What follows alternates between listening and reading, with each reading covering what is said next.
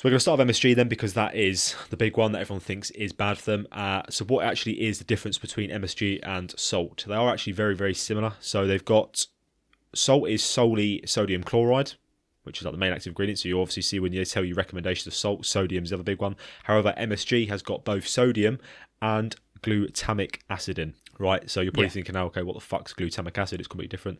It's actually a naturally occurring amino acid. So that part is natural before people start getting excited about chemicals and stuff. But then we've got something called glutamate, and that is a depronated form of glutamic acid. If you're not aware what depronated means, it's basically when they've just lost a proton. It's not really important. I just thought I'd make that note, as you know, evidence-based and all those buzzwords. But here's a fun fact, Tom, and for the listeners out there. There is no chemical difference between naturally occurring glutamate ions and the glutamate ions present in MSG. So people look at MSG as like a chemical thing, but the actual glutamate in it, there is no chemical difference. If you looked at them and like it's a big fucking science diagram, they would look exactly the same. And when you absorb them into the body, they are treated exactly the same as well. So there's no difference. Your body doesn't go, oh, you're from MSG or you're from a naturally occurring amino acid. They all go, okay, sweet, you're glutamic acid, you're coming in.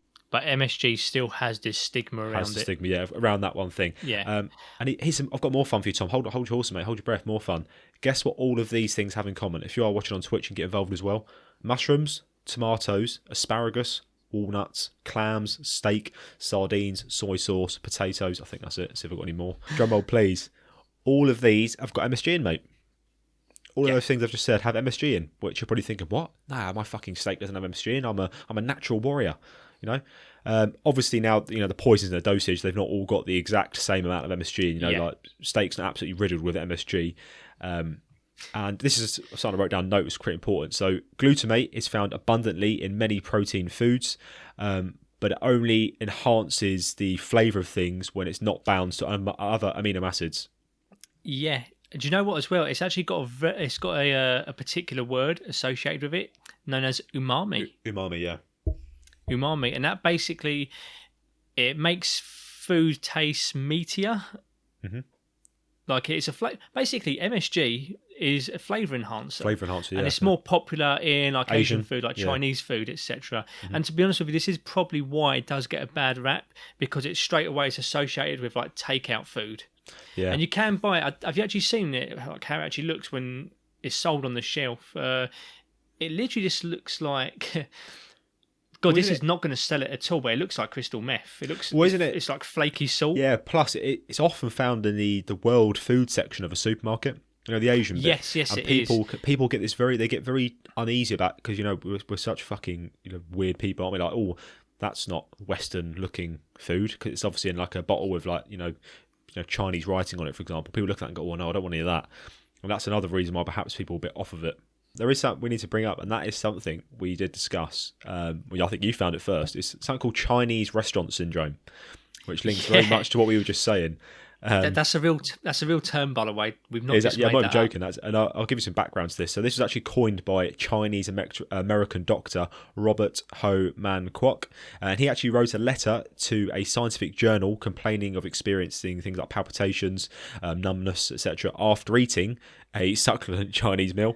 And Kwok didn't actually state what exactly caused the feeling. He just ate a meal, but basically what happened was MSG was quickly identified as the main culprit. They just blamed MSG straight away. And then literally, I'm not sure if it was because of this or this is what led to them doing the research on it, but shortly after or around the same time, there was a study done by a guy called Dr. John Olney, and he found that when MSG was injected into the brains of mice, it could cause brain damage. Now, just reading that sentence just sounds fucking ridiculous. Yeah, no shit. Yeah, no but shit. Just to clarify, it was MSG. It was just like MSG by itself that was directly injected into mice brains. It wasn't a succulent Chinese meal that was injected into egg fried rice, blended up, and just injected into this rat's head. Well, Tom, I'm now going to tell you and everyone listening how it's actually made, so it gives you more context of what MSG actually. Because at the moment you're probably thinking, well, it's made in some mad lab with some mad scientists pumping fucking all sorts into mice, trying to make some magic, nice tasting powder. So how's it made? It's made by a process called fermentation, which you might have heard of. It's actually a similar thing they used to do things like yogurt. So that process is pretty pretty standard. Basically, what they do is glucose is extracted from starchy crops, so things like corn, for example. And then this glucose is sent to a fermentation tank. And then at the other end, basically what pops out is glutamic acid. And that's the thing we spoke about earlier. So it's pretty straightforward. All they're doing is taking glucose from some crops, banging it into some fucking fermentation tank. And at the other end comes this acid, which is what they add to the sodium, which makes MSG. What they do, though, first of all, obviously, they mix it with sodium hydroxide, which then gives us MSG. Then they put water on it. And then they filter the shit out, which is what they do with most food and drinks and stuff. They filter it so you get all the impurities out. And then what happens is the water is then evaporated. And then through a drying process, we are left with pure white Colombian pure, or as Tom said, it looks like crystal meth. That's literally what we're left with. Yeah. So yeah, that's it. Yeah. It's not too bad, really. I don't really think that's... I like how you started off with Colombian pure, and suddenly we went on to crystal meth as if that sounds any better. Yeah, it just doesn't sound great either way, does it? No. I mean, do you know what? I've noticed it. So this is my anecdotal experience speaking here. So straight away, you can just like ignore everything I say from now on. But like when I have been to like Chinese restaurants and there's like you get crispy seaweed. Mm-hmm. I have been to like my local one. Do you know what? In hindsight, my local one's actually closed down now. But my old local Chinese I used to go to, they used to just smother the crispy seaweed in MSG, and you could see it. They did it like crystal meth. There's nothing bad about it, because as we said, it's just simply a flavour enhancer. Well, I say there's nothing bad about it. We're going to go more into details about the effects of MSG, or what the evidence currently suggests. But just from a flavour point of view, they did used to put way too much on. But I'm probably jumping way too ahead at the moment. But you did used to see it visibly, and it was like flaky crystal meth. Mm. You could physically see it.